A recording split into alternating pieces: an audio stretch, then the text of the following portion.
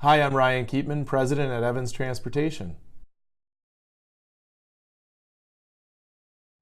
ELDs, in conjunction with the hurricanes of last year, the surge in overall freight in general, ELDs made it very, very difficult on smaller carriers. The overall impact was already being absorbed by a lot of the larger carriers who had implemented ELDs prior to the deadline, very far in advance. So really the impact was felt amongst the smaller carriers, and in my opinion today we are not seeing a severe issue to pricing or capacity that we saw a year ago. The market has adapted and the technology is being utilized for the most part.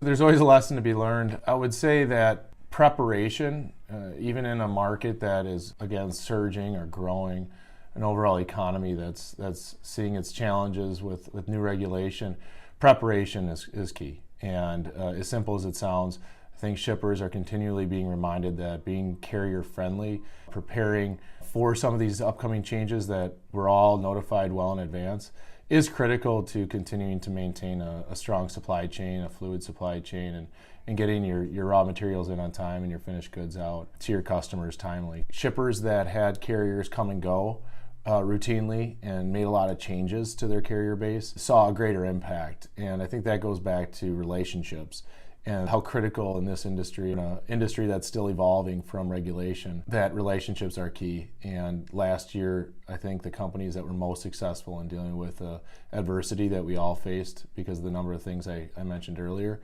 is that your relationships went deep and far.